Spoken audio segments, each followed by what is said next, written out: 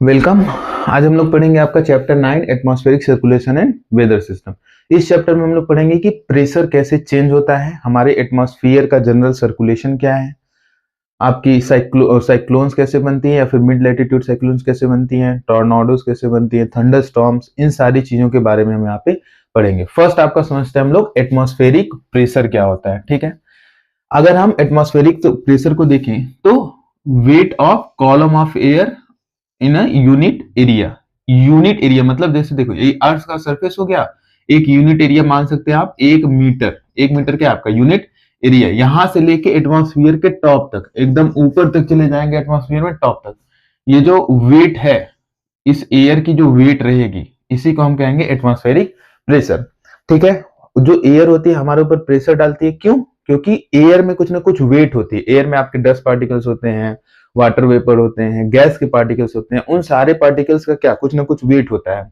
आपने lower classes में balloon का एक्सपेरिमेंट पढ़ा होगा कि जिस बलून में एयर भरा रहता है और जिस बलून में एयर नहीं भरा रहता है, उसको जब वेट पे रखते हैं तो क्या होता है, जिस बलून में एयर रहता है वो बलून उसका वेट नीचे की तरफ चला जाता है और जिसमें नहीं रहता वो ऊपर की तरफ चला जाता है, जिससे हमें पता चलता है क्या कि एयर में कुछ ना कुछ वेट होती है।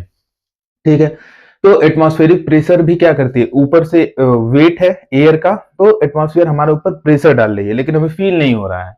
क्यों? क्योंकि हमारी बॉडी उतनी ही अमाउंट में बाहर की तरफ प्रेशर लगा रही है। सी लेवल पे जो प्रेशर होता है वो आपका 113.2 मिली बार होता है। प्रेशर को मेजरमेंट करने का स्टैंडर्ड यूनिट है मिली बार। एटमॉस्फेरिक प्रेशर को हम मिली बार में मेजर करते हैं। तो सी लेवल पे ये 113.2 मिली बार होता है। इसको मेजर किया जाता है मरकरी या फिर एनोराइड बैरोमीटर से। ठीक है, प्रेशर को मेजर करने का जो इंस्ट्रूमेंट है वो क्या है, बैरोमीटर। मरकरी और एनोराइड ये दो टाइप के होते हैं जो आपके प्रैक्टिकल ज्योग्राफी में पढ़ाए जा चुके हैं। नेक्स्ट टॉपिक है आपका वर्टिकल वेरिएशन ऑफ प्रेशर। ऊपर जाने पे प्रेशर डिक्रीज होता है। ठीक है, वर्टिकल वेरिएशन का क्या मतलब है, जैसे जैसे हम ऊपर जाएंगे, ठीक है, वर्टिकल जाएंगे, हमारा प्रेशर क्या होगा, डिक्रीज होगा। नीचे के एरिया में बहुत हाई प्रेशर होता है, जैसे जैसे ऊपर जाते हैं प्रेशर बहुत लो हो जाता है। ऐसा क्यों होता है? क्योंकि अर्थ की जो ग्रेविटी है वो एयर के मॉलिक्यूल्स को अर्थ के एकदम नजदीक में खींच के रखती है। तो ग्रेविटी की वजह से ज्यादातर जो एयर के मॉलिक्यूल्स हैं वो अर्थ के सरफेस पे पाए जाते हैं। जैसे जैसे ऊपर जाएंगे ग्रेविटी कम होती चली जाती है, तो इसकी वजह से एयर के मॉलिक्यूल्स भी ऊपर कम होते चले जाते हैं। ठीक है, और जो आपका वर्टिकल वेरिएशन होता है एयर का, वो हर 1 मिली बार कम होता है 10 मीटर ऊपर जाने पे। 10 मीटर आप ऊपर गए, प्रेशर जो होगा 1 मिली बार कम हो जाएगा। 1 मिली बार के रेट से कम होता है आपका प्रेशर। ठीक है, आपने पढ़ा था कि हम लोग जब विंड जो होती है वो हाई प्रेशर एरिया से लो प्रेशर एरिया की तरफ मूव करती है, तो ऊपर जाने में प्रेशर बहुत तेजी के साथ डिक्रीज हो रहा है, यानी कि नीचे की तरफ हाई प्रेशर है। ऐसा क्यों नहीं हो सकता कि बहुत तेजी के साथ हाई प्रेशर नीचे की तरफ से ऊपर की तरफ हवाएं चले? ऐसा इसलिए नहीं होता है क्योंकि हमारी जो अर्थ है वो ग्रेविटी की मदद से खींच के रखती है, हवा को नीचे खींच के रखती है, नहीं तो इतनी तेज ऊपर की तरफ हवाएं चलती है कि सारी चीजें जो आपकी घर हैं, लोग हैं, गाड़ियां, सब उड़ जाती है ऊपर के साइड। ठीक है, नेक्स्ट है आपका horizontal distribution of pressure. Horizontal distribution of pressure में देखेंगे आपका जो विंड है वो हाई प्रेशर से लो प्रेशर एरिया की तरफ मूव करता है। विंड हमेशा कहां से मूव करता है, हाई प्रेशर एरिया से लो प्रेशर एरिया की तरफ। और हाई प्रेशर एरिया कहां बनेगा, जहां पे टेम्परेचर कम होगा। लो प्रेशर कहां बनेगा, जहां पे टेम्परेचर ज्यादा होगा। तो ये आपका आगे काम आएगा। ठीक है, स्टडीड बाय ड्राइंग आइसोबार। और जो हम हॉरिजॉन्टल प्रेशर के डिस्ट्रीब्यूशन को स्टडी करते हैं वो आइसोबार्स के थ्रू स्टडी करते हैं। आइसो का मतलब होता है सेम, आइसो मतलब सेम। ये आइसोबार्स होते क्या है, लाइंस, ऐसे लाइंस होते हैं जो इक्वल प्रेशर वाले एरिया को कनेक्ट करने का काम करते हैं। ठीक है, आइसोबार्स ऐसे लाइन होते हैं जो इक्वल प्रेशर वाले एरिया को कनेक्ट करने का काम करते हैं। जैसे आपने आइसोथर्म पढ़ा था पिछली क्लास में, उसमें इक्वल टेम्परेचर वाले एरिया को ज्वाइन करने वाले लाइन को क्या कहते थे, आइसोथर्म। वैसे यहाँ पे आइसो बार्स हैं। World distribution of sea level pressure देखें तो वर्ल्ड में कैसे सी लेवल पे आपका प्रेशर डिस्ट्रीब्यूटेड है। ठीक है, उसको हम लोग एक बार देख लेते हैं। यहां पे देखेंगे आपका जो इक्वेटर वाला रीजन है, 0 डिग्री इक्वेटर वाले रीजन पे, इक्वेटर वाले रीजन पे क्या होता है, सी लेवल पे जो प्रेशर होता है वो क्या होता है, लो होता है, सी लेवल पर प्रेशर लो होता है, इसीलिए इस एरिया को क्या कहते हैं, इक्वेटोरियल लो। इसको क्या कहेंगे हम, इक्वेटोरियल लो, इक्वेटोरियल लो, क्योंकि यहाँ पे लो प्रेशर एरिया है, ठीक है। 30 डिग्री नॉर्थ और साउथ पे लो प्रेशर एरिया क्यों होगा यहाँ पे, क्योंकि यहाँ पे सन की जो रेज है वो सीधी पड़ती है, सीधी पड़ने से टेम्परेचर क्या होगा, ज्यादा होगा, अगर टेम्परेचर ज्यादा होगा तो प्रेशर क्या होगा, कम हो जाएगा, ठीक है। अब हम यहाँ 30 डिग्री नॉर्थ और 30 डिग्री साउथ जाते हैं, 30 डिग्री साउथ और 30 डिग्री नॉर्थ। यहाँ पे क्या होता है, हाई प्रेशर होता है, इसीलिए इस रीजन को क्या कहते हैं, सब ट्रॉपिकल हाई। यहाँ पे प्रेशर क्या होगा, हाई होगा, इसलिए इस रीजन को कहेंगे सब ट्रॉपिकल हाई रीजन, सब tropical high region. 30 degree north और 30 डिग्री साउथ, 30 डिग्री नॉर्थ और 30 डिग्री साउथ, सब ट्रॉपिकल हाई रीजन। अब 60 डिग्री नॉर्थ और साउथ चले जाएंगे तो वहां पे लो प्रेशर होता है। 60 डिग्री नॉर्थ और साउथ पे क्या होता है आपका, low pressure. 60 degree south, 60 degree north, तो 60 डिग्री साउथ और नॉर्थ पे लो प्रेशर होता है, इसीलिए और ये दूसरा क्या है, पोल के पास में है, पोल के नजदीक में, इसीलिए इसको सब पोलर कहा जा रहा है। क्या कहा, subpolar high, sorry subpolar low pressure belt होगा, subpolar low pressure belt, ठीक है। Near 90 degree north and south, pole के पास में देखेंगे तो आपका हाई प्रेशर होगा, पोल के पास वाले एरिया में क्या होगा, हाई प्रेशर, इसीलिए इसको कहते हैं पोलर हाइज। क्या कहेंगे, पोलर हाइज, पोलर हाइज, यहाँ पे होगा आपका पोलर हाइज। तो यहाँ पे देखेंगे एक बार जो आपकी प्रेशर है वो क्या हो रही है, डिक्रीज हो रही है, तो इक्वेटोरियल लो। 30 डिग्री नॉर्थ और साउथ पे प्रेशर इंक्रीज हो गई, सब ट्रॉपिकल हाई। 60 डिग्री नॉर्थ और साउथ पे प्रेशर फिर से अगेन डिक्रीज हो रही है, तो सब पोलर लो, यहाँ पे भी सब पोलर लो, और पोल्स पे जो प्रेशर है वो बहुत ज्यादा है, तो पोलर हाइज। ये होती है आपकी world distribution of sea level pressure, sea level पे प्रेशर कैसे डिस्ट्रीब्यूटेड है। नेक्स्ट है आपका forces affecting the velocity and directions of wind. ऐसी कौन कौन सी फोर्सेस हैं जो वेलोसिटी और डायरेक्शन, विंड के वेलोसिटी और डायरेक्शन को अफेक्ट करती हैं। तो ऐसे टोटल 3 फोर्सेस हैं। फर्स्ट फोर्स है आपका प्रेशर ग्रेडियंट फोर्स, सेकंड है फ्रिक्शनल फोर्स और थर्ड है Coriolis force. Pressure gradient force क्या करता है, ये डिसाइड करता है कि विंड की स्पीड कितनी होगी, कितना तेजी से विंड चलेगा, वेलोसिटी को डिसाइड करता है, ठीक है। प्रेशर ग्रेडियंट होता क्या है, जैसे जैसे हम दूर जाते हैं, जैसे ये कोई एरिया है, ये दूसरी एरिया है, जैसे हम एक एरिया से दूसरे एरिया में जैसे जैसे दूर जाते हैं तो प्रेशर चेंज का जो रेट है, मान लो जैसे यहाँ पे आपका प्रेशर था 998 मिलीबार, यहाँ पे हो गया आपका 1013 मिलीबार, यहाँ पे हो गया 1016 मिलीबार, यहाँ पे 1020 मिलीबार, ठीक है। तो ये क्या है, प्रेशर चेंज का rate, rate of change in pressure with increase in distance is called pressure gradient. Pressure gradient जितना ज्यादा होगा, ठीक है, जितना तेजी के साथ प्रेशर, किसी एक एरिया में प्रेशर बहुत ज्यादा है, दूसरे एरिया में प्रेशर बहुत कम हो गया, तो प्रेशर ग्रेडियंट क्या होगा, बहुत ज्यादा होगा। तो जिस एरिया में प्रेशर ग्रेडियंट बहुत ज्यादा होता है वहां पे क्या होता है, विंड की वेलोसिटी बहुत तेज होती है, बहुत तेजी से हवा चलेगी। जहां पे बहुत लो प्रेशर रहेगा, हाई प्रेशर एरिया से बहुत तेजी के साथ हवाएं जाएंगी लो प्रेशर एरिया की तरफ, तो विंड की वेलोसिटी ज्यादा होगी, और प्रेशर ग्रेडियंट ज्यादा होता है तब। और विंड की वेलोसिटी जो होगी वो लो होगी अगर प्रेशर ग्रेडियंट क्या होगा, वीक होगा, कमजोर होगा, ठीक है। प्रेशर ग्रेडियंट ज्यादा कब होगा, जब आइसोबार्स जो है वो क्लोज रहेंगे, ठीक है। आइसोबार्स क्या हो, क्लोज हो। आइसोबार आपने पढ़ा था, ऐसी लाइन जो इक्वल प्रेशर वाले एरिया को ज्वाइन करती है। जैसे मान लो यहाँ पे प्रेशर है 900 मिलीबार, यहाँ पे हो गया 950 मिलीबार, यहाँ पे हो गया 990 मिलीबार। तो ये क्या है, प्रेशर ग्रेडियंट जो है वो बहुत नजदीक है, यानी कि प्रेशर बहुत तेजी के साथ चेंज हो रहा है, तो हवा की स्पीड बहुत तेज होगी। लेकिन अगर यही प्रेशर ग्रेडियंट दूर हो, ठीक है, आइसोबार्स आपके दूर हो, तो प्रेशर ग्रेडियंट वीक होगा, यहाँ पे 960, यहाँ पे 980, यहाँ पे 1000, तो प्रेशर ग्रेडियंट बहुत स्लोली चेंज हो रहा है, तब आपका विंड की स्पीड कम होगा। नेक्स्ट आपका आता है फ्रिक्शनल फोर्स।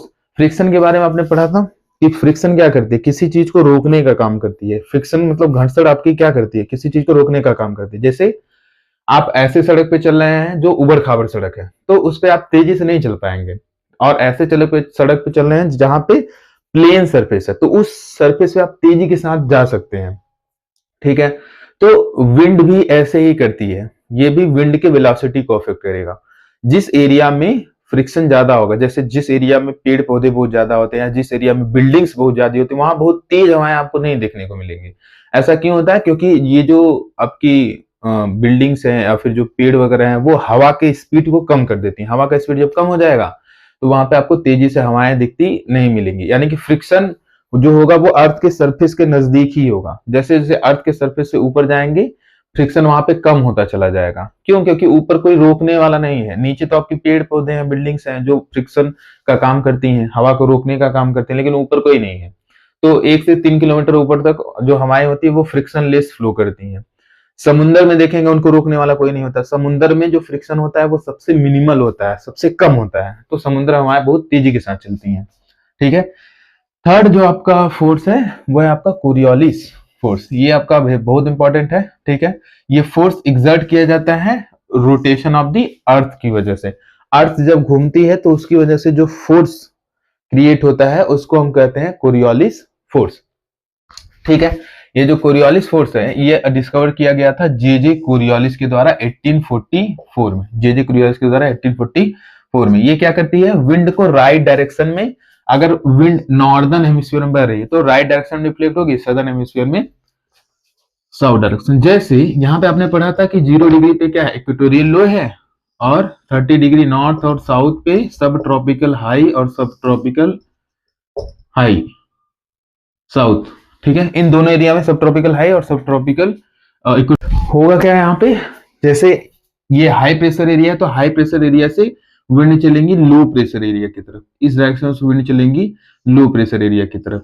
लेकिन एक्चुअली में ऐसा होता नहीं है। ठीक है। ये इनको सीधी चलनी चाहिए लेकिन एक्चुअली में सीधी नहीं चलती है। ऐसा क्यों हो रहा है? कोरियोलिस फोर्स की वजह से। ये क्या करेंगे? नॉर्दर्न हेमिस्फीयर में जैसे हवा की दिशा ये सीधी रहनी चाहिए तो ये अपने जैसे सीधे जा रही है तो अपने राइट में मुड़ जाएगी। ठीक है। अपने दाहिने साइड में मुड़ जाएगी, यानी कि इस डायरेक्शन को फॉलो करेगी। अगर सदर्न हेमिस्फीयर में ये सीधे जा रही है तो सीधे जाने की वजह जगह पे ये लेफ्ट डायरेक्शन में डिफ्लेक्ट कर जाएगी, यानी कि जो हवा की दिशा होगी वो सीधी ना होकर कैसी होगी? विंड की दिशा आपकी लेफ्ट होगी सदर्न हेमिस्फीयर में, 0 डिग्री के इधर आपका क्या है? सदर्न हेमिस्फीयर, 0 डिग्री के इधर पूरा नॉर्दर्न हेमिस्फीयर। तो यहाँ पे जो विंड होगी आपकी राइट डायरेक्शन में डिफ्लेक्ट हो जाएगी, इसमें विंड आपकी लेफ्ट डायरेक्शन में डिफ्लेक्ट हो जाएगी। तो हमेशा सदर्न हेमिस्फीयर में कोरियोलिस फोर्स की वजह से जो विंड की डायरेक्शन होती है वो लेफ्ट हो जाती है और नॉर्दर्न हेमिस्फीयर में राइट हो जाती है। साथ में ही जो आपका कोरियोलिस फोर्स होता है सबसे ज्यादा होता है आपकी पोल्स पे और इक्वेटर पे सबसे कम होता है। कोरियोलिस फोर्स इज 0 और minimal to equator, at equator, and it is highest at the poles. ठीक है।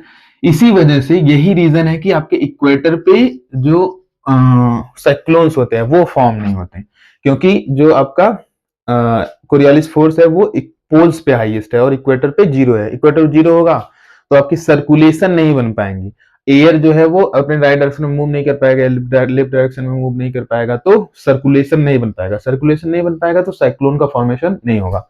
यही रीजन है कि आपका साइक्लोन इक्वेटर पे नहीं बनता है। नेक्स्ट टॉपिक है आपका प्रेशर एंड विंड। प्रेशर और विंड में पढ़ेंगे हम लोग जियोस्ट्रॉफिक विंड। जियोस्ट्रॉफिक विंड क्या होती है इसको समझते हैं। जब आइसोबार्स क्या हो? स्ट्रेट हो। आइसोबार्स क्या हो? आपकी आइसोबार स्ट्रेट हो और when there is no friction, friction नहीं हो, यानी कि लगभग आप 1 से 3 किलोमीटर ऊपर चले जाएंगे तो वहां पे फ्रिक्शन लेस मिलेगा आपको। ठीक है। The pressure gradient force is balance by the Coriolis force. Pressure gradient force क्या होगी? कोरियोलिस फोर्स के द्वारा बैलेंस की जाएगी। Pressure gradient force Coriolis force के द्वारा बैलेंस की जाएगी और फिर क्या होगा? Resultant wind blows parallel to isobar, और उसकी वजह से जो विंड होगा वो आइसोबार के पैरेलल में ब्लो होगा। इसी विंड को हम लोग कहेंगे जियोस्ट्रॉफिक विंड्स। इसी विंड को हम क्या कहेंगे? Geostrophic wind. ये जो विंड आइसोबार्स के पैरेलल में फ्लो करेगी उसी कहेंगे जियोस्ट्रॉफिक विंड। जहां पे लो प्रेशर एरिया होता है वहां पे क्या होता है? मेनली आपकी विंड जो है वो कन्वर्ज करती हैं और राइज करती हैं। जैसे इस रीजन में सपोज लो प्रेशर एरिया है तो विंड क्या करेंगे? हाई प्रेशर एरिया से इस एरिया में आएंगी, यहाँ पे आके कन्वर्ज करेंगी और कन्वर्ज करने के बाद ये ऊपर की तरफ उड़ जाएंगी। ये कन्वर्ज करने के बाद क्या होंगे? ऊपर की तरफ उड़ जाएंगे। तो जहां पे लो प्रेशर एरिया होता है वहां पे एयर का कन्वर्जेंस होता है और राइज होता है, यानी कि हवा आके मिलेगी और ऊपर की तरफ उड़ जाएगी। लो प्रेशर एरिया है तो यहाँ पे कन्वर्जेंस और राइज होगा। हाई प्रेशर एरिया जहां पे होगा, मान लो ये प्रेशर एरिया क्या है, हाई प्रेशर का एरिया है, तो यहाँ पे क्या होगा, विंड जो होगी वो सबसाइड करेगी और डाइवर्ज करेगी। विंड आएगी, यहाँ पे सबसाइड करेगी, ठीक है, नीचे की तरफ चली जाएगी और फिर यहाँ से डाइवर्जेंस होगा, यहाँ से क्या होगा, डाइवर्जेंस होगा, विंड दूसरी दिशा में निकल जाएगी, ठीक है।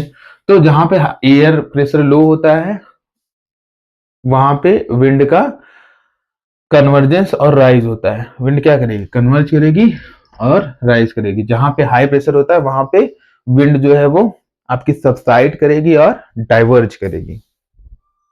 नेक्स्ट हम लोग देखते हैं जनरल सर्कुलेशन ऑफ एटमॉस्फेयर की एटमॉस्फेयर में विंड जो है वो कैसे ब्लो करती हैं, कौन कौन सी ऐसी फैक्टर्स हैं जो विंड के मूवमेंट को अफेक्ट करती हैं। तो पहला फैक्टर आपके देखेंगे जो प्लेनेटरी विंड्स को, प्लेनेटरी विंड्स क्या होते हैं, जो प्लेनेट पे फ्लो करने का काम करते हैं। जैसे आपके नॉर्थ ईस्ट ट्रेड विंड्स क्या है, प्लेनेटरी विंड है। तो latitudinal variation of atmospheric heating, latitude के वेरी करने की वजह से एटमॉस्फेयर जो है वो आपका डिफरेंटली हीटेड होता है। डिफरेंटली हीटेड का मतलब अलग अलग हीट होता है, 60 degree south, 30 degree south, 0 degree, 30 degree north, 30 degree sorry 60 degree north, यहाँ पे 90 डिग्री नॉर्थ, ये 90 डिग्री साउथ। आपने पढ़ा था कि यहाँ पे जो है आपकी सन रेज इक्वेटर पे क्या पड़ती है, सीधी पड़ती हैं, जिसकी वजह से यहाँ टेम्परेचर हाई होता है और यहाँ पे प्रेशर लो होता है, जिसकी वजह से यहाँ पे इक्वेटोरियल लो क्रिएट होता है, इमर्ज होता है। यहाँ पे सब tropical high pressure belt emerge होता है, यहाँ पे सब polar low pressure belt emerge होता है और यहाँ पे polar high pressure belt emerge होता है। तो एक तो latitudinal variation of atmospheric heating हो गई कि लैटिट्यूड की वजह से अलग, जैसे जैसे लैटिट्यूड से ऊपर जाएंगे एटमॉस्फेयर की हीटिंग कम होती चली जाएगी। दूसरा प्रेशर बेल्ट के इमर्जेंस की वजह से, हीटिंग की वजह से प्रेशर बेल्ट भी इमर्ज होते हैं। तीसरा है migration of belt following apparent path of sun, sun जो है वो आपका क्या करता है, मूव करता है इसी के बीच में, ठीक है। ये ट्रॉपिक ऑफ, यहाँ पे देखेंगे आपका ट्रॉपिक ऑफ कैप्रिकॉर्न मिलेगा, इधर Tropic of Cancer, 23 degree half and north, 23 half south, Tropic of Capricorn 23 half south पे।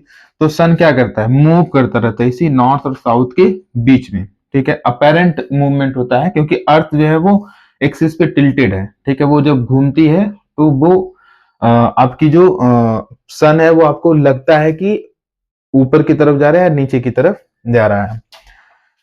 तो इसमें होगा क्या, जब सन नॉर्थ में शिफ्ट होगा तो आपकी जो प्रेशर बेल्ट होगी, ये जो ITC-JET, यहाँ पे इंटरट्रॉपिकल कन्वर्जेंस जोन होता है, ये नॉर्थ में शिफ्ट हो जाएगी। सन जब साउथ में शिफ्ट होगा तो ITC-JET जो होगा वो साउथ में शिफ्ट हो जाएगी, ठीक है। तो जैसे जैसे apparent path of sun move होता है, सन का पाथ मूव होता है 30 डिग्री नॉर्थ और साउथ के, सॉरी 23 हाफ डिग्री नॉर्थ और साउथ के बीच में, वैसे वैसे ही आपकी प्रेशर बेल्ट मूव होती है नॉर्थ और साउथ में, ठीक है। नेक्स्ट है आपका distribution of continents and ocean.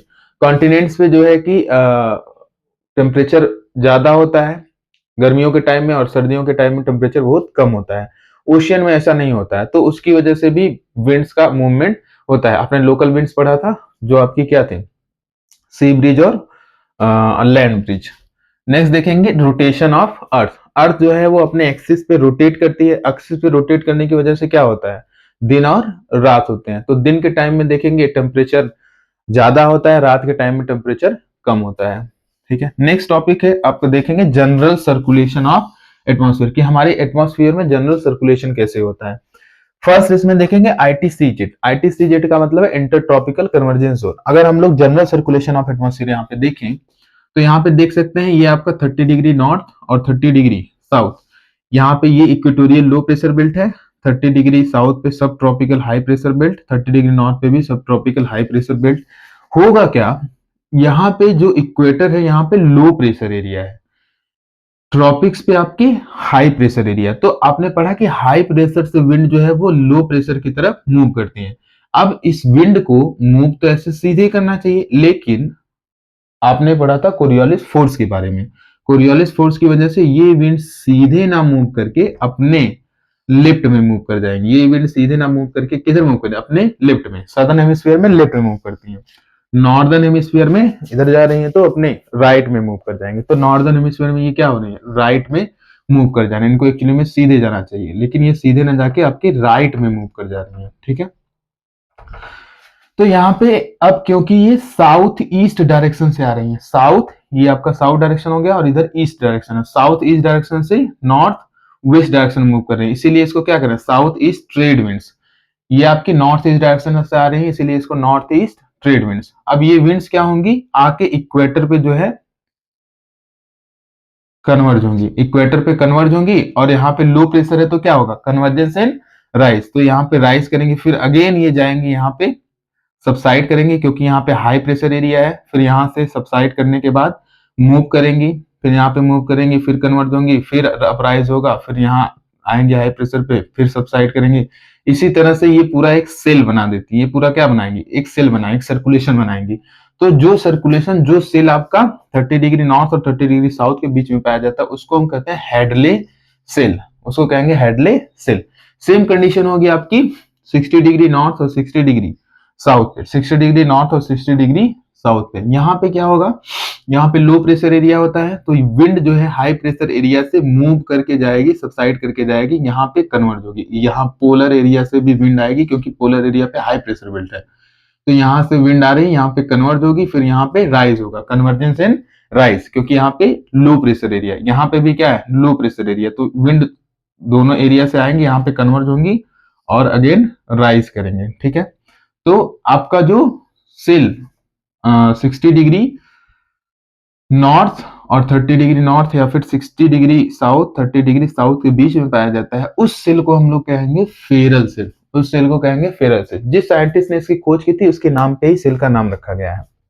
अब क्योंकि यहाँ पे हमारे वेस्ट डायरेक्शन से चल रहे हैं, इसलिए उसको वेस्टर्लीज कहा गया है, इसलिए इसको क्या कहा गया है, वेस्टर्लीज, ठीक है। और अगर यहाँ पे पोलर एरिया से, पोलर एरिया में हाई प्रेशर बेल्ट है, तो पोलर एरिया से आपकी विंड चल रही है किधर, ईस्ट डायरेक्शन में, पोलर एरिया से विंड आपकी किधर चलेंगे, ईस्ट डायरेक्शन में, इसलिए उसको क्या करें, पोलर ईस्टर्लीज। यहाँ पे ईस्ट डायरेक्शन से चल रही है वेस्ट डायरेक्शन में, ईस्ट डायरेक्शन से वेस्ट डायरेक्शन में, इसलिए हम इसको कह रहे हैं पोलर ईस्टर्लीज। ये होंगी आपकी पोलर ईस्टर्लीज, ठीक है। तो 60 डिग्री नॉर्थ और 90 डिग्री नॉर्थ के बीच में, या फिर 60 डिग्री साउथ और 90 डिग्री साउथ के बीच में जो सेल होगा उसको कहेंगे हम पोलर सेल। ये आपका होता है total general circulation of the atmosphere. इसी तरह से आपकी साल भर प्लेनेट पे हवाएं बहती रहती हैं। हालांकि ये जो विंड आपकी बेल्ट है, प्रेशर बेल्ट है, ये स्टेशनरी नहीं रहती हैं। गर्मियों के टाइम में जब नॉर्दर्न हेमिस्फीयर में गर्मी होती है तो ये नॉर्थ की तरफ शिफ्ट कर जाती हैं, सदर्न हेमिस्फीयर में जब गर्मी होती है तो साउथ की तरफ शिफ्ट कर जाती है। तो जैसे जैसे सन नॉर्थ या साउथ मूव करेगा, ये प्रेशर बेल्ट क्या करेंगे, नॉर्थ या साउथ मूव करती हैं। आईटीसीजेट क्या होगा, जहां पे नॉर्थ ईस्ट ट्रेड विंड्स और साउथ ईस्ट ट्रेड विंड्स आके मर्ज करेंगी, ठीक है, जाके जहां पे आके मिलेंगी, वही उसी जगह को हम क्या कहेंगे, आईटीसीजेट, इंटर ट्रॉपिकल, मतलब ट्रॉपिक के बीच में कन्वर्जेंस जोन, वहां पे आके क्या कर रहे हैं, कन्वर्ज कर रहे हैं, मिल रही है, तो उसको हम क्या करें, इंटर ट्रॉपिकल कन्वर्जेंस जोन। ये है आपका general circulation of atmosphere. Next हम लोग देखेंगे आपका अल नीनो सदर्न ऑसिलेशन। पहले समझते हैं अल नीनो क्या होता है, ठीक है। नॉर्मली देखेंगे तो आपका जो साउथ अमेरिका का वेस्ट कोस्ट है, वहां पे एक ओशन करंट फ्लो करती है जो कि कोल्ड ओशन करंट होती है, जिसका नाम है पेरू करंट, ठीक है। इसको हम्बोल्ट करंट भी कहा जाता है, पेरू करंट या फिर हम्बोल्ट करंट।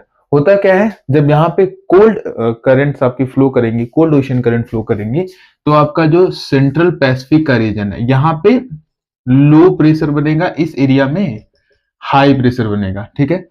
होता क्या है, जब आपकी अल नीनो वाला ईयर होता है, तब यहाँ पे कोल्ड ओशन करंट की जगह यहाँ पे warm equatorial Pacific current flow करती है, वार्म इक्वेटोरियल पैसिफिक करंट, ठीक है। अगर वार्म इक्वेटोरियल पैसिफिक करंट यहाँ पे फ्लो करेगी तो इसी फिनोमिना को हम लोग कहते हैं अल नीनो। ये हर 3 से 4 साल में यहाँ पे फ्लो करती है। और यहाँ पे अगर वार्म पैसिफिक करंट फ्लो करेगी तो यहाँ पे जो प्रेशर होगा वो क्या हो जाएगा, हाई लो हो जाएगा। पहले हाई प्रेशर था, अब लो हो जाएगा। यहाँ पे प्रेशर चेंज हो जाएगा, यहाँ पे हाई प्रेशर हो जाएगा, ठीक है। अब देखिए, ओशियन में चेंज होने की वजह से एटमॉस्फेयर में भी चेंज हो रहा है, तो इसी को हम लोग कहते हैं सदर्न ऑसिलेशन। इसको हम लोग कहेंगे सदर्न ऑसिलेशन। जो प्रेशर चेंज हो रहा है उसको कह रहे हैं सदर्न ऑसिलेशन, और जो ओशियन करंट फ्लो कर रहे हैं यहाँ पे वार्म पैसिफिक ओशियन करंट, उसको कहेंगे हम लोग अल नीनो।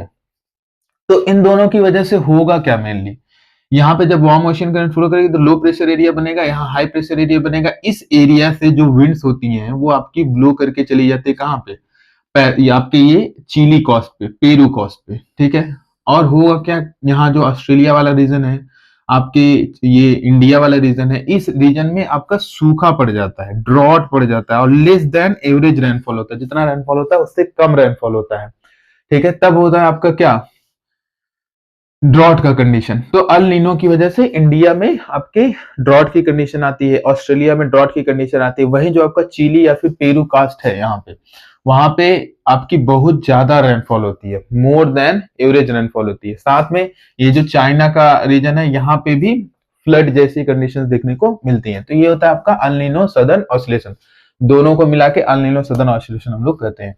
सीजनल विंड्स क्या होती हैं, सीजनल विंड्स देखेंगे, ये अलग अलग सीजन में फ्लो करते हैं। जैसे इंडिया में अगर हम देखें तो इंडिया में मेनली क्या होता है, इंडिया में सीजनल विंड्स फ्लो करती हैं। जैसे आपके समर सीजन में देखेंगे तो विंड्स क्या होती हैं, लो प्रेशर इस एरिया में है, यहाँ पे पूरा आपका लो प्रेशर एरिया बन जाता है, सी में हाई प्रेशर एरिया बन जाता है, तो सी वाले एरिया से आपके लैंड वाले एरिया की तरफ फ्लो करती हैं एक सीजन में, समर सीजन में। यही विंटर सीजन में देखेंगे तो यहाँ पे लो प्रेशर एरिया की जगह हाई प्रेशर एरिया बन जाएगा, और यहाँ पे हाई प्रेशर एरिया की जगह लो प्रेशर एरिया बन जाएगा। तो विंड्स जस्ट अपोजिट फ्लो करेंगे, इसके विंड्स क्या कर रहे हैं, अपोजिट फ्लो कर रहे हैं, तब हाई प्रेशर एरिया से लो प्रेशर एरिया की तरफ फ्लो करेंगे। तो ये है आपकी सीजनल विंड्स जो अलग अलग सीजन में फ्लो करती हैं। नेक्स्ट पढ़ेंगे लोकल विंड्स। लोकल विंड्स क्या होते हैं, जो किसी एक पर्टिकुलर एरिया में फ्लो करती है, सब जगह नहीं पाई जाती, किसी एक पर्टिकुलर एरिया में फ्लो करने का काम करती हैं। लोकल विंड में देखेंगे तो हम लोग आपका सी ब्रिज और लैंड ब्रिज देखने को मिलेगा। पिछले चैप्टर में आपने पढ़ा था, इसमें थोड़ा सा रिवाइज कर लेते हैं। जैसे ये आपका लैंड का पार्ट है, ये आपका सी का पार्ट है। यहाँ पे डे टाइम में क्या होगा, दिन के समय में जो आपकी सी होगी वो धीरे धीरे कम होगी, तो इस सी के साइड में क्या होगा, हाई प्रेशर होगा, क्योंकि यहाँ पे टेम्परेचर क्या है, कम है। लैंड के साइड में लो प्रेशर होगा, क्योंकि यहाँ पे टेम्परेचर क्या है, ज्यादा है। तो आपने पढ़ा हाई प्रेशर से विंड कहाँ मूव करती है, लो प्रेशर एरिया की तरफ। तो दिन के टाइम विंड कहाँ मूव करेगी, लैंड के साइड पे, सी टू लैंड। तो इसको हम लोग कहेंगे सी ब्रिज, क्योंकि सी से चल रही है लैंड की तरफ, तो सी ब्रिज। लैंड से जब हमारे सी की तरफ जाएंगे तो उसको कहेंगे लैंड ब्रिज। यहाँ पे होगा क्या, लैंड ब्रिज आपके नाइट टाइम में बनेंगे। कब बनेंगे, नाइट टाइम में। नाइट टाइम में क्या होगा कि ये आपका जो जमीन का पार्ट है वो तेजी से ठंडा हो जाएगा, यानी टेम्परेचर वो तेजी से कम हो जाएगा, और जो वाटर का पार्ट है वो कम ठंडा रहेगा, यानी कि टेम्परेचर उसका जाता रहेगा कंपेरेटिवली टू लैंड। तो यहाँ पे होगा क्या, हाई प्रेशर एरिया से जो विंड होगा वो लो प्रेशर एरिया की तरफ फ्लो करेगा। तो नाइट टाइम में जो विंड होंगी वो लैंड से सी की तरफ जाएंगे, इसीलिए हम लोग इसको कहते हैं लैंड ब्रिज। तो लैंड ब्रिज और सी ब्रिज आपकी क्या है, एक टाइप की लोकल विंड्स है। दूसरी आपका mountain and valley winds. Mountain and valley winds, mountain and valley winds में देखेंगे वैली विंड क्या होती है, ये हमेशा माउंटेनस एरिया में बनती है। ये जो आपकी लोअर पोर्शन है ये आपकी वैली का पोर्शन है, ये पोर्शन क्या है, वैली का पोर्शन। दिन के टाइम में क्या होगा, जो आपकी स्लोप्स होंगी, जैसे यहाँ से सनरेज आ रही हैं, जो माउंटेन के स्लोप्स होंगे वो तेजी के साथ हीट हो जाएंगे, गर्म हो जाएंगे, ठीक है। तो अब यहाँ गर्म हो जाएंगे, यहाँ लो प्रेशर एरिया क्रिएट होगा, तो आपके हाई प्रेशर एरिया से विंड जाएंगी लो प्रेशर एरिया की तरफ, उसको क्या करने के लिए, फुलफिल करने के लिए, यहाँ पे लो प्रेशर एरिया को खत्म करने के लिए। तो दिन के टाइम में आप देख रहे हैं वैली वाले एरिया से विंड्स जा रही हैं ऊपर की तरफ, जहां पे लो प्रेशर एरिया क्रिएट हो रहा है, तब हम इसको क्या कहेंगे, वैली ब्रिज, इसको कहेंगे वैली ब्रिज। रात के टाइम में यही सिचुएशन जस्ट रिवर्स हो जाएगी। रात के टाइम में क्या होगा, माउंटेन्स आपके तेजी से ठंडे हो जाएंगे, और तेजी से ठंडे होने की वजह से यहाँ पे प्रेशर जो होगा वो हाई हो जाएगा, क्योंकि टेम्परेचर बहुत कम हो जाएगा। तब यहां से हवाएं चलेंगी आपकी वैली के साइड में, ऊपर से हवाएं चलेंगी वैली की साइड में, और ये इस वैली को आके फील करेंगे, तब इसको हम कहेंगे माउंटेन ब्रिज। जब माउंटेन से आपकी हवाएं चलेंगी वैली के साइड तो माउंटेन ब्रिज, और जब वैली से चलेंगे स्लोप के साइड तो वैली ब्रिज, ठीक है। इसी में एक विंड होता है आपका कैटाबेटिक विंड। कैटाबेटिक विंड क्या है, ये कूल एयर है जो हाई प्लेट्यू और आइस फील्ड वाले एरिया से वैली में जाता है। जैसे कोई आपका ये हाई प्लेट्यू का रीजन हो गया, ठीक है, और यहाँ नीचे आपका वैली का रीजन है। यहाँ पे क्या होगा, आइस कवर्ड, पूरा ये क्या है, आइस कवर्ड एरिया। रात के टाइम में आइस कवर्ड एरिया बहुत ठंडी हो जाती है, तो यहाँ पे क्या होगा, विंड जो होंगी वो ब्लो करके जाएंगे कहाँ पे, इस वैली में, और इस वैली को फिल करने का काम करेंगे। तो इस विंड्स को हम लोग क्या कहेंगे, कैटाबेटिक विंड्स। इस विंड्स को हम लोग कहेंगे कैटाबेटिक विंड्स। नेक्स्ट है आपका एयर मासेस। एयर मास क्या होता है, a large body of air having little horizontal variation in temperature and moisture. एक बड़ा बॉडी एयर का, जैसे बहुत 500-600 किलोमीटर एरिया का एयर जो हो, उसका लगभग एक जैसा टेम्परेचर हो और एक जैसा आपका मॉइस्चर कंडीशन हो, तब हम उसको क्या कहते हैं, एयर मासेस। एयर मासेस ज्यादातर आपका कहाँ बनेंगे, जैसे किसी कॉन्टिनेंट पे बन गए, किसी सी वाले एरिया में बन गए। जिस एरिया में एयर मास जाएंगी उस एरिया को अपने अकॉर्डिंग चेंज करेंगी या खुद को उस एरिया के अकॉर्डिंग चेंज कर लेंगी। तो एयर मास जो है वो कैटेगराइज किया गया है कि किस एरिया में वो पाया जाता है, उसके बेसिस पे, यानी कि सोर्स रीजन के बेसिस पे। पहला देखेंगे वार्म ट्रॉपिकल एंड सब ट्रॉपिकल ओशियन में जो आपका एयर मास पाया जाता है उसे हम कहते हैं maritime tropical air mass. M T से रिप्रेजेंट करते हैं, स्मॉल एम और कैपिटल टी से रिप्रेजेंट करते हैं।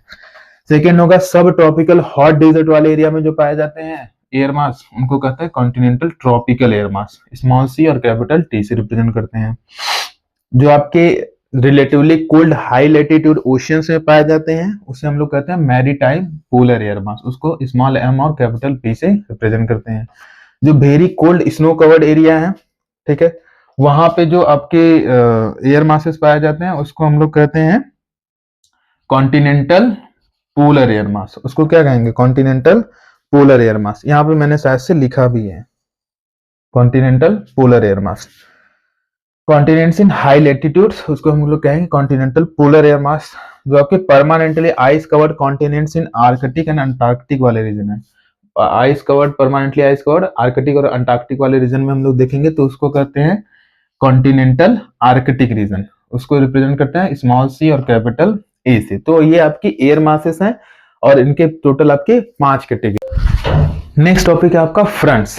फ्रंट्स क्या होता है, हम लोग देखते हैं boundary zone between two air masses. Air masses आपने पढ़ा, उन दो एयर मासेस के बीच की बाउंड्री जोन, जैसे इधर कोल्ड एयर मास है और इधर वार्म एयर मास है, तो दो एयर मासेस के बीच की बाउंड्री जोन को ही हम लोग क्या कहते हैं, फ्रंट कहते हैं। इनके बीच की बाउंड्री जोन को हम लोग क्या कहेंगे, फ्रंट। इसी को हम लोग क्या कहेंगे, फ्रंट। ठीक है, जो आपकी फ्रंट के फॉर्मेशन का प्रोसेस है उसी को हम लोग कहते हैं फ्रंटोजेनेसिस। ठीक है, फ्रंट के फॉर्मेशन को प्रोसेस को ही क्या कहते हैं, फ्रंटोजेनेसिस। जेनेसिस का मतलब होता है फॉर्मेशन, इसको हम लोग कहेंगे फ्रंटोजेनेसिस। ये आपके 4 टाइप के होते हैं, warm front, cold front, stationary front और ऑक्लूडेड फ्रंट।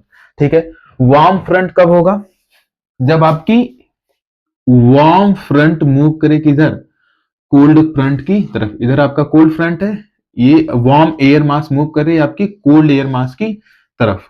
तो इन दोनों के बीच में जो आपकी फ्रंट बनेगी, इन दोनों के बीच में जो फ्रंट बनेगा वो होगा आपका वार्म फ्रंट। ये क्या होगा, वार्म फ्रंट, जिसमें वार्म एयर मूव कर रही है कोल्ड एयर की तरफ, वार्म एयर मूव कर रही है कोल्ड एयर की तरफ। अगर यही सिचुएशन जस्ट अपोजिट हो जाए, ठीक है, ये वार्म एयर मास हो आपकी और इधर से कोल्ड एयर मास मूव करे वार्म एयर मास की तरफ, तब जो फ्रंट बनेगा उसको हम लोग कहेंगे कोल्ड फ्रंट। तब जो फ्रंट बनेगा उसको कहेंगे कोल्ड फ्रंट। और ऐसा फ्रंट जिसमें ना वार्म एयर मास मूव करे ना कोल्ड एयर मास मूव करे, ठीक है, दोनों अपनी अपनी जगहों पे हो, तब उसको हम लोग कहेंगे स्टेशनरी फ्रंट। स्टेशनरी फ्रंट का मतलब क्या है, जो एक जगह पे हो। ऑक्लूडेड फ्रंट कब होगा, जब एक एयर मास दूसरे एयर मास के अबव चली जाए, उसके ऊपर चली जाए। जैसे ये आपका वार्म एयर मास है, नीचे आपका कोल्ड एयर मास हो गया। ठीक है, नीचे आपका क्या हो गया, कोल्ड एयर मास।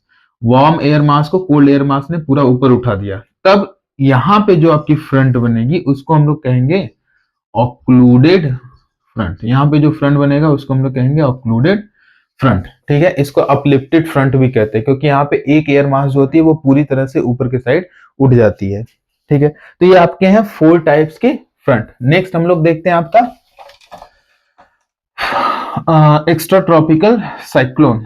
उसके पहले हम लोग देखेंगे जो फ्रंट्स होते हैं। फ्रंट क्या करते हैं, ये मिडिल लैटिट्यूड से मेनली आपके पाए जाते हैं और इनका कैरेक्टरिस्टिक क्या होता है, steep gradient in temperature and pressure. जहां पे दो एयर मासेस आके आके मिलेंगी वहां पे प्रेशर और टेम्परेचर तेजी के साथ चेंज होता है। क्यों? क्योंकि एक कोल्ड होगी एक वार्म होगी, तो प्रेशर और आपका टेम्परेचर तेजी के साथ चेंज होगा। ठीक है। फर्स्ट आपका टाइप का साइक्लोन है, जो कि है आपका एक्स्ट्रा ट्रॉपिकल साइक्लोन या फिर मिड लैटिट्यूड साइक्लोन। इसको प्लेस के बेसिस पे नाम दिया गया है कि मिड लैटिट्यूड एरिया में पाया जाता है, तो इसको क्या कहते हैं, मिड लैटिट्यूड साइक्लोन। इसमें मेनली होता क्या है, इसका फॉर्मेशन कैसे होता है, फ्रंट से। जो मिड लैटिट्यूड साइक्लोन बनते हैं वो आपके मेनली किससे बनते हैं, फ्रंट से। एक साइड से आपकी वार्म एयर आ रही है, ठीक है, इधर से आपकी वार्म एयर मास आ रही है, इधर से आपकी कूल्ड एयर मास आ रही है। ठीक है, this is cold air mass and this one is warm air mass. ठीक है, तो यहाँ पे जो आपकी फ्रंट बनेगी वो कौन सी बनेगी, कोल्ड और वार्म फ्रंट दोनों बनेगी। अब मेनली होगा क्या, जो ये आपकी वार्म एयर मास जा रही है ये साउथ डायरेक्शन से जाएगी। ये आपके एरियाज को देखेंगे 30 डिग्री नॉर्थ और 30 degree south, sorry 60 degree north और 60 डिग्री साउथ, इसी के बीच में आपका होगा।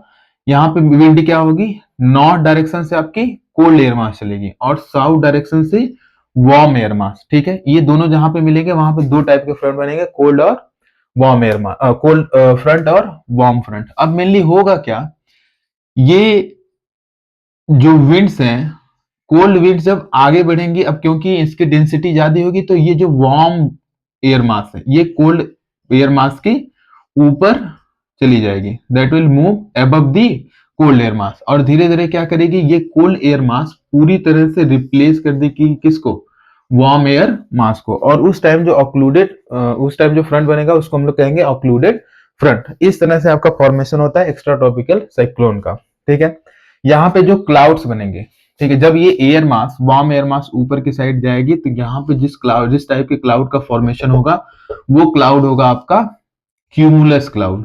आपने क्लाउड्स के बारे में पिछले चैप्टर में पढ़ा था, वो टाइप का आपका क्लाउड होगा क्यूमुलस क्लाउड। ठीक है, ट्रॉपिकल साइक्लोन देखें तो ट्रॉपिकल साइक्लोन क्या होते हैं, ये वायलेंट स्टॉर्म्स होते हैं और कहां पे ओरिजिनेट होते हैं, ओशियन पे ओरिजिनेट होते हैं और किस एरिया में मूव करते हैं, कोस्टल एरियाज में।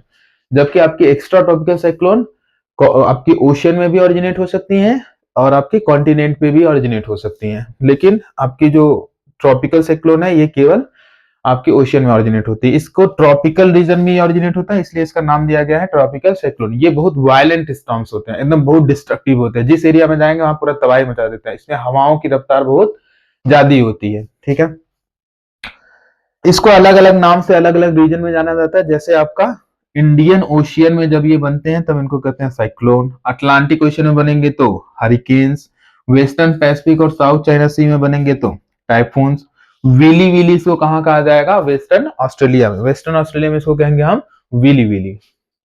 यहाँ पे हम लोग देखेंगे ऐसी कौन कौन सी कंडीशंस हैं जो फेवरेबल होती हैं आपके ट्रॉपिकल साइक्लोन के फॉर्मेशन के लिए और उसके इंटेंसिफिकेशन के लिए, यानी कि ट्रॉपिकल साइक्लोन के फॉर्मेशन और इंटेंसिफिकेशन कैसे होगा, उसके लिए कौन कौन सी चीजें जरूरी होती हैं, कौन कौन सी कंडीशन चाहिए होती हैं। जैसे पहला कंडीशन है, जो सी का टेम्परेचर रहना चाहिए वो 27 डिग्री सेल्सियस से ज्यादा ही रहनी चाहिए, और जो सी सरफेस होना चाहिए वो बहुत बड़ा होना चाहिए, कोई ओशियन वगैरह हो या फिर बड़ी सी हो।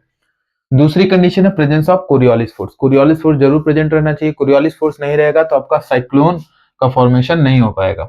जैसे होता क्या है, इसमें साइक्लोन के इंटीरियर में लो प्रेशर एरिया होता है, बाहर की तरफ हाई प्रेशर एरिया होता है, तो बाहर से विंड आएगी इस एरिया को फील करने के लिए, इसको भरने के लिए आएगी यहाँ पे। ठीक है, अब मेनली होगा क्या, ये इस डायरेक्शन में आना चाहेगी लेकिन अपने राइट डायरेक्शन में मूव कर जाएगी। ठीक है, ये आना चाहेगी ये अपने राइट डायरेक्शन में मूव कर जाएगी, ये भी आना चाहेगी ये अपने राइट डायरेक्शन में मूव कर जाएगी, ये भी अपने राइट डायरेक्शन में मूव कर जाएगी। तो होगा क्या, ये एक सर्कुलेशन बनाएगी। ठीक है, सर्कुलेशन कैसा होगा, एंटी क्लॉकवाइज होगा। कैसा होगा, एंटी क्लॉकवाइज। जहां पे देख रहे हैं ये एंटी क्लॉकवाइज मूवमेंट हो जाएगा, इसका मूवमेंट कैसा होगा, एंटी क्लॉकवाइज। तो ये मूवमेंट जो है ऐसा क्यों हो रहा है, अपने पाथ से जो विंड से डेविएट क्यों हो रही है, क्योंकि कोरियोलिस फोर्स प्रेजेंट है। अगर ये कोरियोलिस फोर्स प्रेजेंट ना हो, जैसे आपके जो इक्वेटर वाले एरिया होते हैं वहां पे कोरियोलिस फोर्स एब्सेंट रहता है, इसीलिए वहां पे साइक्लोन्स का फॉर्मेशन नहीं होता, तो कोरियोलिस फोर्स की जरूरत होती है। Small variation vertical wind speed, vertical wind speed में वेरिएशन कम हो, यानी कि ऊपर के साइड हवाएं स्लोली मूव कर रही हो। फोर्थ है आपका a pre existing weak low pressure area, पहले से ही सी में एक weak low pressure area present होना चाहिए। लो प्रेशर एरिया प्रेजेंट रहेगा तभी वहां पे साइक्लोन का फॉर्मेशन हो पाएगा। फिफ्थ है आपका अपर डाइवर्जेंस, ऊपर के साइड में जो विंड्स हो वो डाइवर्ज होने चाहिए। ठीक है, यहाँ पे आप लोग देख सकते हैं, इसका डायग्राम दिया गया है ट्रॉपिकल साइक्लोन का। ट्रॉपिकल साइक्लोन में देखेंगे ये मिड का एरिया जो आपका आई का एरिया है। ठीक है, आई के एरिया ये सबसे लो प्रेशर वाला एरिया होता है। ट्रॉपिकल साइक्लोन में सबसे लो प्रेशर वाला एरिया आई होता है। आई के बगल में होता है आई वॉल। आई में आपकी जो वार्म एयर होती है वो सबसाइड होती है। ये ध्यान रखना है कि वार्म एयर क्या होगी, आई में सबसाइड होगी। तो आपने पढ़ा था कि सबसिस्टेंस इसमें जो होता है वो एयर का राइज होता है, लेकिन यहाँ पे जो वार्म एयर होगी वो सबसाइड होगी। आई वॉल से जो एयर होगी वो आउटफ्लो होगी। ठीक है, राइज होके आउटफ्लो होगी। कहाँ पे, आई वॉल में, आई वॉल वाले एरिया में। आई वॉल एरिया से आपके रैन बैंड्स भी निकलते हैं, यहीं से आपके बादल वगैरह निकलेंगे। ठीक है, कौन से टाइप के क्लाउड्स होंगे, क्यूमुलो निम्बस क्लाउड होंगे। यहाँ पे जो क्लाउड्स बनते हैं वो क्यूमुलो निम्बस क्लाउड्स होते हैं। जो आपके एक्स्ट्रा ट्रॉपिकल साइक्लोन बनते थे वो निम्बस क्लाउड हुआ करते थे, सॉरी क्यूमुलस क्लाउड्स हुआ करते थे। यहाँ पे क्यूमुलो निम्बस क्लाउड्स बनेंगे। ठीक है, नेक्स्ट हम लोग देखेंगे यहाँ पे जिस जगह पे साइक्लोन जहां पे कॉस्ट पे पहुंचता है, जैसे ये सपोज आपका तमिलनाडु का कोस्टल एरिया है, यहाँ पे साइक्लोन सबसे पहले अराइज हुआ, तो इस रीजन को हम लोग कहेंगे land fall of the cyclone. जिस जगह पे आके साइक्लोन सबसे पहले टकराता है जमीन वाले एरिया पे, वहां को कहते हैं हम land fall of the cyclone. ठीक है, साइक्लोन की वजह से क्या होता है, स्टॉर्म सर्ज वगैरह क्रिएट होते हैं। बाढ़ जैसी कंडीशंस हमें कोस्टल एरिया में देखने को मिलती है, स्टॉर्म सर्ज। यहाँ पे जो विंड स्पीड होती है ट्रॉपिकल साइक्लोन की वो नियरली 250 किलोमीटर पर आवर तक होती है। 250 किलोमीटर प्रति घंटे की रफ्तार से हवाएं चलती हैं। डायमीटर जो होता है ट्रॉपिकल साइक्लोन का वो 600 से 1200 किलोमीटर तक होता है। इतनी बड़ी होती है आपकी ट्रॉपिकल साइक्लोन। सिस्टम का मूवमेंट जो होता है वो नियरली 3 से 500 किलोमीटर पर डे, यानी कि एक दिन के अंदर 300 से 500 किलोमीटर ट्रॉपिकल साइक्लोन आपकी मूव कर सकती हैं। ठीक है, नेक्स्ट है आपका difference between extra tropical and tropical cyclone. इन दोनों के बीच कुछ डिफरेंस है, उसको हम देखते हैं। बेसिक डिफरेंस क्या है, एक्स्ट्रा ट्रॉपिकल साइक्लोन में फ्रंटल सिस्टम प्रेजेंट होता है, ट्रॉपिकल साइक्लोन में प्रेजेंट नहीं होता है। जो आपकी एक्स्ट्रा ट्रॉपिकल साइक्लोन है वो लार्ज एरिया को आपकी कवर करती हैं और लैंड और सी दोनों में बन सकती हैं। लेकिन जो ट्रॉपिकल साइक्लोन है वो केवल आपका सी में बनता है, लैंड पे नहीं बन सकता है। थर्ड है आपका अफेक्टिंग मच लार्जर एरिया, ये ज्यादा एरिया को अफेक्ट करते हैं, ये कम एरिया को अफेक्ट करते हैं as compared to extra tropical cyclone.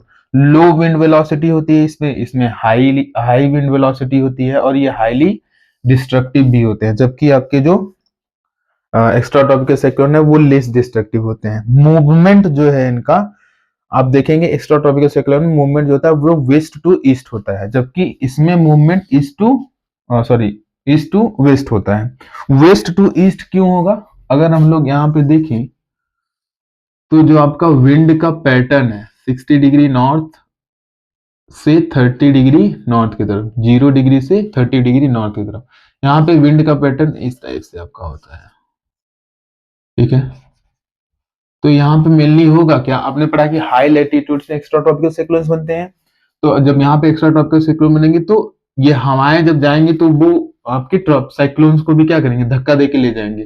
तो ये वेस्ट से ईस्ट डायरेक्शन में जा रहा है, वेस्ट से ईस्ट डायरेक्शन में, वेस्ट टू ईस्ट डायरेक्शन में, इधर आपकी ईस्ट इधर वेस्ट, तो यहाँ पे वेस्ट से ईस्ट डायरेक्शन में। जबकि जो ट्रॉपिकल साइक्लोन होंगी वो ईस्ट से वेस्ट डायरेक्शन में, धक्का देके उसको ईस्ट से वेस्ट डायरेक्शन में मूव करा देंगे। तो यहाँ पे जो ट्रॉपिकल साइक्लोन उसकी मूवमेंट क्या होगी, ईस्ट से वेस्ट डायरेक्शन में। ठीक है, नेक्स्ट टॉपिक में हम लोग देखते हैं आपका thunderstorm and tornadoes. Thunderstorm क्या होते हैं, they are the well grown cumulonimbus cloud, जिन्हें हम कहते हैं गरज तड़क के साथ जो बारिश होती है वही होती है आपके थंडर स्टॉर्म। ये क्यूमुलोनिम्बस क्लाउड्स होते हैं। ठीक है, क्यूमुलोनिम्बस क्लाउड आपके डार्क ग्रे कलर में होते हैं और यही क्लाउड्स आपके बारिश करते हैं। ठीक है, ये किसकी वजह से होता है थंडर स्टॉर्म, जब आपके इंटेंस कन्वेक्शन हो, किस दिन, मॉइस्ट हॉट डेज, दिन कैसा हो, एकदम नमी जैसा, मॉइस्चर ज्यादा हो और बहुत गर्म दिन हो। ठीक है, मॉइस्ट हॉट डे हो और स्ट्रॉन्ग कन्वेक्शन करंट्स बनते हो। स्ट्रॉन्ग कन्वेक्शन करंट्स बनेंगे तभी आपका क्या होगा, थंडर स्टॉर्म का फॉर्मेशन होगा। और यहाँ पे जो क्लाउड्स होंगे वो कैसे होंगे, आपके क्यूमुलो निम्बस क्लाउड्स। कौन से टाइप के क्लाउड्स होंगे, क्यूमुलो निम्बस क्लाउड्स होंगे। किस टाइप के clouds, cumulo nimbus clouds, cumulo nimbus clouds. ठीक है, यहाँ पे होगा मेनली क्या, जो आपके थंडर स्टॉर्म होते हैं वो थंडर और लाइटनिंग प्रोड्यूस करते हैं, यानी कि बहुत तेजी के साथ तड़क की आवाज आती है और बहुत तेजी के साथ चमक दिखाई देती है, थंडर और लाइटनिंग। कभी कभी ये जो क्लाउड्स होते हैं वो हेल में कन्वर्ट हो जाते हैं, ओलों में, बड़े बड़े ओलों में कन्वर्ट हो जाते हैं, जब क्लाउड्स कहाँ पहुंच जाए, इस ऐसी हाइट पे पहुंच जाए जहां पे टेम्परेचर 0 से कम हो।